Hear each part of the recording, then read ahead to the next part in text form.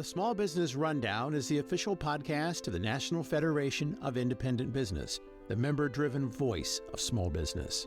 NFIB and our members advocate to keep America's small businesses strong and independent in Washington, D.C., all 50 states, and the nation's courts.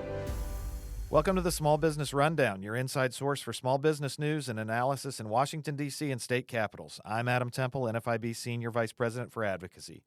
This week, we're joined by U.S. Congressman and NFIB member John Duarte. Congressman, welcome. Hey, Adam, good to be here. Thanks for having me on. Well, we appreciate the time. Just a little bit about the Congressman before we get started. His family has proudly farmed in California's Central Valley for 4 generations. He spent his life building a business, Duarte Nurseries, that provides approximately 1,000 jobs in California's Central Valley. And today he grows almonds, pistachios, and grapes, among other things. Despite sleepless nights and overcoming challenges such as navigating red tape like Waters of the United States regulations, he's been able to build Duarte Nurseries to where it is today. Congressman, I'd like to start with just by backing things up a little bit and ask you, from the perspective of a small business owner, obviously there's a number of members of Congress, but having that perspective, why do you think it's important to have small business owners run for and serve in elected office? Well, I've been in small business for a long time. I can't be a career politician because I've been in private business for 33 years since coming out of college. And I grew up in small business with my parents, being in agriculture and the nursery industry. So it just brings an experience of diverse challenges, keeping the business open, going through good times, bad times, dealing with taxes, dealing with regulation, dealing here in California where I live with very onerous laws and that seem to get more ridiculous every day and make it tougher to keep our business thriving and create jobs and create opportunities. So I believe that as a 56-year-old, fairly boring businessman farmer, my perspective was needed in Congress just for the common sense on the ground experience I've had. Right. And if I could dig into Waters of the United States, one of those regulations that we know you have dealt with, you spoke about it at a hearing last week. Can you just explain a little bit for the listeners your business's experience with WOTUS, WOTUS being short for Waters of the United States, and how your situation was handled by the Army Corps of Engineers and DOJ and other regulators? Sure, and I'm gonna give you the simple version of it, and let you go in, because I call it peeling the onion. There's always one more layer, and then I can cry a little more, and then there's another layer, and we can cry more after that. So right, okay. We'll keep it at 10,000 feet, and we can drill down. Deal. So Waters of the United States would lead the listeners to believe they'd be imagining waters. Well, they'd be wrong there. Not everything that's considered to be a water of the United States is typically even wet. And in the situation I had with the Waters of the United States and the Army Corps of Engineers is we planted wheat in the field that has small pockets around, grassy rolling hills, not flat, not low, and a few pockets here and there of what's called a vernal pool, which is a place the mud puddle occurs for a week or two after rains. And there's some different biology that lives in these little depressions, fairy shrimp, which are more popularly known as sea monkeys, that have been around for 300 million years. And we probably could get rid of them if we wanted to, and we don't. We planted wheat through this field up in Tehama County, California, that has had wheat planted on it dozens of times before with the same type of tillage, depth, and implements that we use to plant our wheat. So the Army Corps thought that we ripped it really deep. Now, if you're going to plant wheat, you can rip it, 4 inches deep, 7 inches deep, certainly less than a foot. And you can plant the wheat, and the wheat's a little grass crop, and it'll grow just fine in that amount of opened up soil. If you want to plant almond trees or walnut trees or grapevines, which my family more typically plants, well, then you go out there and you rip it, at least 3 feet deep, maybe 5 feet deep.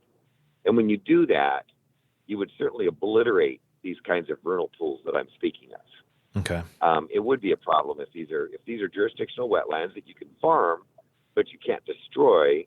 Then there's a big, big difference between wheat farming, shallow tillage, and tree and vine preparations to plant an orchard or vineyard that might go 20 years, and the roots might go 5-6 feet underground. So we started tilling it for wheat in 2011 in the fall. Global food crisis, Mexico City tortilla riots, Arab Spring because of a lack of food stability and security in the world. Even here in America, the ag publications like the Ag Alert was running suicide prevention articles for American dairymen, young guys who'd leveraged up who were just hitting a wall financially and losing everything because the cost of feed was outpacing the cost of the milk they were selling. So as a crisis, we decided to produce food in the food crisis. The Army Corps field agent came by and decided he thought we were deep ripping for orchards. So he called me and I said, come on, meet me in the field. I'll show you what we're doing. He didn't take me up on it. The next spring, he sent me a letter and said, cease and desist operations. You're destroying waters of the United States. Your deep ripping is this and that. So again, we sent a letter back from our environmental attorney that we work with and said, please give us a hearing so we can show you what we're doing and you can show us what your evidence is that warrants a cease and desist letter. Well, the Army Corps of Engineers wouldn't come to the field, wouldn't give us a hearing, and still insisted on backing up their cease and desist order.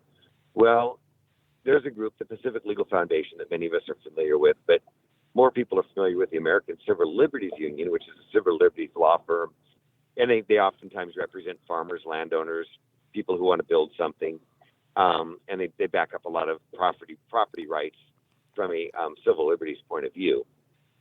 And so they filed a due process lawsuit on my behalf against the Army Corps of Engineers for not letting me farm my field without giving me a hearing and telling me why. Well, when the Army Corps of Engineers couldn't get that kicked out of court, they then countersued me for destruction of wetlands without even still having gone to the field and looked at what we did. At that point, they then sent a team of field experts, quote unquote, little finger quotes, field experts onto the property, 10 people for 10 days. They came back and reported the vernal pools are all still there, and the tillage was 4 to 7 inches, which is consistent with wheat farming, not deep ripping for orchard preparations. And then they started inventing very spurious interpretations of what was a destroyed wetland and what wasn't. If you can picture a plowed field with little, peaks and valleys across it, kind of like ruffles on a potato chip, but maybe 5 or 6 inches tall and 18 inches apart peak to peak. Mm-hmm. They then came back with an unprecedented claim that the valleys of my plow furrows were still wetlands, but the peaks were now converted uplands. And so we nicknamed that Sierra de Minimis. So anyways, the Army Corps of Engineers claims and prosecution of my family and I were just incredibly ill-founded, spurious, and retaliatory. Nonetheless, they found a friendly judge, a federal judge, who ruled that because our tillage implement moved soil vertically and moved it laterally as it entered a wetland, we had to undeniably destroy wetlands. So we were found guilty in summary judgment and went on to the penalty phase of the trial. We never got our day in court. We never got to present evidence. We never got to present experts. We didn't get a trial. It was all in summary judgment. No jury. One judge found us liable. We then went to the penalty phase, and the Army Corps of Engineers and Department of Justice, who were prosecuting us, escalated their claims against us, suggesting the judge penalize us $28 to $40 million for planting wheat in a wheat field through 22 acres of vernal pool, which are wetlands, that had been planted through dozens of times prior in the same way. Wow. And not destroyed. So it was one of the hallmark miscarriages of environmental prosecution America has seen. The American Farm Bureau put together the Duarte Defense Fund. The case had a lot of national recognition as a regulatory overreach. We fought, but at the end of the day, we had to settle the case because the Department of Justice and the judge, we felt, would not only find us guilty, but find a factual basis that we would not be able to appeal. However spurious it was, we can't appeal fact in appeals court. You can only appeal interpretations of law. Mm-hmm. So we had a very high-profile wetlands case that was really much ado about nothing, and a lot more to do with government bullying than it was with protecting wetlands or water quality. Mm-hmm. So So that's that story. So now that informs us as we head into the WOTUS process, the regulatory process that we're pushing back on in the Transportation Infrastructure Committee. The EPA actually takes the lead in determining what is a jurisdictional wetland and what is not a jurisdictional wetland. And ever since the Clean Water Act came about, there were agricultural exclusions. It was very clear that, quote, plowing would never be a discharge and soil would never be a pollutant. The Clean Water Act was a very well compromised piece of legislation that protected drinking water quality and the environment, and really exempted agriculture, and had some large exclusions for things in the world that were wet but wouldn't be jurisdictional wetlands. It specifically gave jurisdiction to the EPA to regulate navigable waters of the United States. That does not include, in my opinion, small depressions across wheat fields in America, or all farmland in America. So as we push back on the definition of the WOTUS rule in Congress, it really has very, very little challenge to the ability of the EPA to deliver clean water and safe drinking water to Americans, and to protect our waterways against pollution and our harbors against pollution. We're all on board with that. Where we're pushing back against the expansive definition of waters of the United States is that under this rule, it could well be that 95% of America could be a jurisdictional wetland. When we applied the Obama WOTUS rule in Farm Bureau, and they looked at what isn't a wetland in America, we found that over 90% of American lands are wetlands, and if are jurisdictional, even though they're not what anybody would call a wetland. It grabbed jurisdiction over them. So this would control any ability to respond to housing shortages. This would cause food shortages. This would stop progress in America and make almost every acre in America subject to onerous wetlands regulations and restrictions. Now, in conjunction with over-defining, what can qualify as a wetland, they're empowering their field agencies to decide finally on a given piece of property what is a wetland on a case-by-case basis. Well, my case is a farm case where a drive-by field agent didn't know the difference between 4 to 7 inch tillage and 30 to 36 inch tillage. We know these field agents are not resourced properly, they're not trained properly to regulate farmland in this expansive way. And it's very much a threat to our food system to give them this expanded authority when they're really not managing the authority and the responsibilities they have very well already. Right. So we're protecting the availability of, American progress, housing, business, farming, by making sure that the definition of wetlands under the Clean Water Act stays what was originally intended by Congress, which is navigable waters of the United States and their tributaries, major streams flowing into them. Right.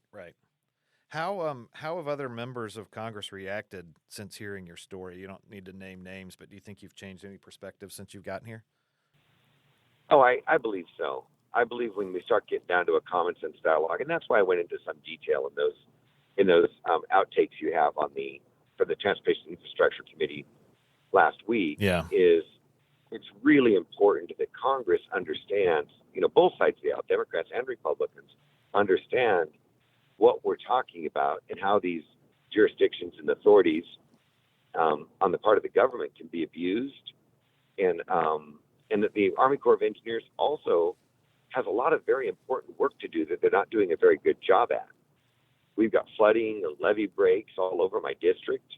We've got levees that are breaking during, twice in 5 years, flooding out grammar schools and neighborhoods. The Army Corps says they can't get a permit from Fish and Wildlife. Fish and Wildlife doesn't want to give the Army Corps a permit so that they can let the local irrigation districts clean the ditches and levees to prevent flood problems. Flooding homes, flooding out a lot of our working families in our area. And so the Army Corps has plenty to do that's within its legitimate jurisdiction of the Clean Water Act. It's important work they need to do to protect water quality and to protect property and communities from flooding. And they're just doing a bad job of it. We certainly don't need the Army Corps of Engineers overlapping, the cooperative extension, the farm advisors, the ag commissioners, the USDA, NRCS, and farm service agencies that are already present in every county in America that has any agriculture, and trying to add another layer of agricultural regulation over the top of American food producers with a understaffed, already overtaxed, and unfamiliar regulatory group. Yeah. And you mentioned earlier the settlement that you entered into. Aside from those kind of costs, tell me a little bit about the costs for just permitting and other kind of compliance that farmers or other small businesses have to face to WOTUS. Sure. So one example would be if you're going to plant an orchard or vineyard, do that kind of deep ripping that I described earlier. That's really it will obliterate the vernal pools, no doubt, it will. If you do that, then what you do is you get a delineation by an engineering group or an environmental engineering group, and they go out and they draw lines around all the wetland features on the property that they believe are jurisdictional. Then they go to the Army Corps of Engineers and do what's called the delineation verification process, which is then says, yes, if you stay out of those areas and don't rip through them, then you're okay. You're not going to have a problem in terms of wetland regulations. So you do that when you do an orchard or vineyard because, again, it's deep tillage. Now, that can cost you $1,000 an acre or more. If you're going to plant wheat, just a very low impact, shallow tilled crop that's been planted on the property many times before, not going to destroy the vernal pools. They're all still there. If you had to go through that delineation verification process, we would simply have American farmers not plant certain lower value crops because it would be entirely uneconomic and the liabilities and costs wouldn't be offset by the profits from the wheat growing. So if we start taxing American farmers coast to coast with these kinds of compliance costs with an expanded Waters of the United States definition, we're going to really interrupt our food system. And consumers are going to see even higher food inflation and scarcity. Interesting. So now we have what's called the Congressional Review Act that you all are undertaking. Can you tell us a little bit about the CRA and just speak to why it's an important mechanism for Congress? Yeah, the Congressional Review Act is a very important mechanism. It basically allows Congress to vote against a major rulemaking by the agency. So we can look at the current WOTUS rule being put forward by the Biden administration, and under the Congressional Review Act, with simple majorities of both Congress and the Senate, we can simply give it back to the agencies and say, no, this is not what we intended when we passed the Clean Water Act or whatever other piece of legislation they're referring to for their authorities. You got to take it back and bring us something else. And they cannot bring us another significantly or substantially similar regulation again. So we can reject their rulemaking and force them to go back to the drawing board and do something more consistent with congressional intent, congressional action. So that's what's happening now is Congress is getting ready to take a look at the Biden WOTUS rule. I believe the WOTUS rule is too expansive, and we're highly likely in the Congress to vote and say this is not consistent with our direction of the Clean Water Act. You've got to go back and make some changes and get more consistent. Now, the Senate would have to do that also, and I believe that there are some rural state senators that very much need to look at this Congressional Review Act and insist they get to vote on it and reject this WOTUS rule also. Now, another wrinkle, Adam, that's going on right now is the Supreme Court is currently looking at these very same issues to decide. It's called the Sackett case, is a case at the Supreme Court now waiting for ruling to come down. That will hopefully give us clarity on what the courts say the jurisdiction of the Clean Water Act is in terms of they have all kinds of terminology, navigable, tributaries, streams, and then adjacent wetlands, and then the real reach that the agencies are using to expand their authority is something they call the significant nexus definition, meaning if small wetlands can be grouped together and proven to have a significant biological, hydrologic, and physical nexus with jurisdictional waters, then they can be counted as jurisdictional. And, this rule is spurious for a couple of reasons I won't go into. But the Supreme Court's about to give us a lot of important clarity on these issues. And so it's really a bad time for the Biden administration to be handing down a WOTUS rule that's going to be greatly clarified in the very near future. Well, there have been a lot of changes. There's a lot of nuance to WOTUS, and especially as administrations change. So we just really appreciate your perspective to better understand the challenges and the compliance challenges that small businesses face. Before we go, is there anything else that that you'd like to bring up or address regarding small businesses before we wrap up? Well, I think no matter who your congressman is, I think small businesses need to be communicating with their congresspeople, Democrat, Republicans, moderates, everybody, and explaining how important small business is and how we're the jobs engine of the country. And if we can get Democrats, Republicans working together on good small business policy that creates jobs in all communities in America and makes America a great place to manufacture, America a great place to repatriate capital to, then we're solving our budget problems greatly by increasing our tax base. We're raising wages and getting people off the government programs more and more. And Americans are just getting stronger with more opportunity across the board. So this is a bipartisan issue, and we need all American businesses talking to their congressional representatives, whoever they are, Democrats and Republicans, to get great business policy to grow the American economy and grow American jobs. All right, Congressman John Duarte, I think that's a wonderful place to park this conversation. Again, we really appreciate your time today, the efforts that you're putting forth on behalf of small businesses, and we wish you the best of luck. Thank you, Adam, and I'm a very proud member of NFIB. I've been one for years at my company, and my company is staying a member now. So thank you for what you do. Thank you, Congressman Duarte, for your time today. You heard us briefly discuss the Small Business Legal Center and their efforts on behalf of small businesses with regards to the WOTUS rule. To give us a little bit more detail about those efforts is Small Business Legal Center's Executive Director, Beth Milito. Well, thank you, Adam. And as you heard from the Congressman, this is an extremely frustrating and complex area for small business owners. It's an area in which NFIB has been fighting for literally decades now. We've been calling for clearer guidelines from the U.S. Environmental Protection Agency on WOTUS issues. And in short, we have said time and time again, as we did in our brief filed in the U.S. Supreme Court last year in the case Sackett versus EPA, that EPA has gone outside its authority in the Clean Water Act. When Congress passed the Clean Water Act, it intended for EPA to have jurisdiction over truly navigable interstate waters. And we are now at the point where it's the proverbial story with a carpenter who has a hammer and everything in the world is his nail. It seems that for EPA, every ditch, stream, and pond is subject to WOTUS jurisdiction, and it's just absurd. And the Congressman's story just really demonstrates how absurd, how frustrating, and how exceedingly expensive it is for small business owners to deal with WOTUS issues. The permitting costs are extraordinary.